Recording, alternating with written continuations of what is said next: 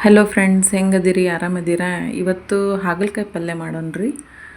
ಹಾಗಲಕಾಯಿನ ಚೆನ್ನಾಗಿ ತೊಳೆದು ಸ್ಲೈಸ್ ಥರ ರೌಂಡಾಗಿ ಕಟ್ ಮಾಡಿ ಉಪ್ಪಿನ ನೀರಿನಲ್ಲಿ ಒಂದು 5 ನಿಮಿಷ ಬಿಡಿ.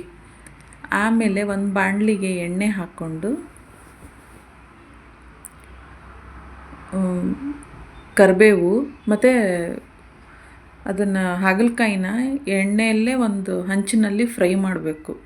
ತಕ್ಕೊಂಡು ಒಂದು 5 ನಿಮಿಷ ಆದಮೇಲೆ ಸರಿಯಾಗಿ ಎಣ್ಣೆಯಲ್ಲೇ ಫ್ರೈ ಆದಮೇಲೆ ಈ ಕಡೆ ಪಲ್ಯಕ್ಕೆ ಈರುಳ್ಳಿ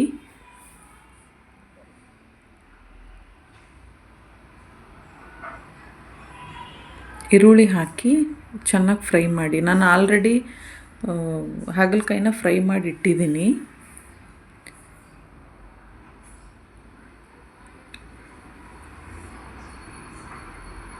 ಆಮೇಲೆ ಉಪ್ಪು,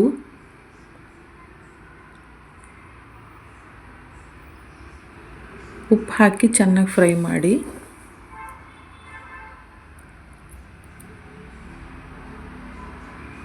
ಹಾಗಲಕಾಯಿನ ನೀವು ಎಷ್ಟು ಫ್ರೈ ಮಾಡ್ತಿರಲ್ಲ ಅಷ್ಟು ಕಹಿ ಅಂಶ ಹೋಗುತ್ತದು. ಆಮೇಲೆ ಅರಿಶಿನ,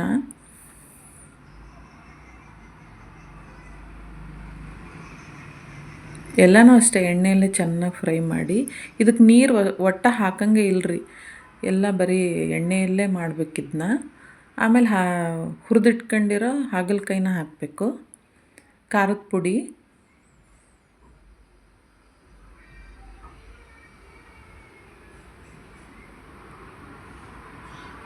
ಮತ್ತು ಹುಣಸೆಹಣ್ಣಿನ ರಸ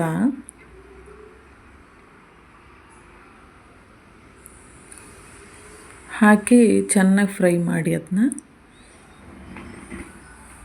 ಆಮೇಲೆ ಸ್ವಲ್ಪ ಬೆಲ್ಲ ಎಲ್ಲನೂ ಹಾಕಿ ಎಣ್ಣೆಯಲ್ಲೇ ಚೆನ್ನಾಗಿ ಫ್ರೈ ಆಗಲಿ. ಆಮೇಲೆ ಸ್ವಲ್ಪ ಗುರಳ್ ಪುಡಿ,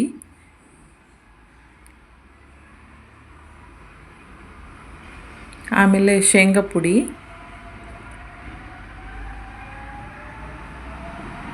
ಎಲ್ಲನೂ ಹಾಕಿ ಚೆನ್ನಾಗಿ ಫ್ರೈ ಆದಮೇಲೆ ಎಣ್ಣೆ ಮೇಲ್ಗಡೆ ಬರುತ್ತೆ. ಆವಾಗ ಕೊತ್ತಂಬರಿ ಹಾಕಿಬಿಟ್ಟು ರೊಟ್ಟಿ ಜೊತೆಗೆ ಚೆನ್ನಾಗಿ ಕಾಂಬಿನೇಷನ್.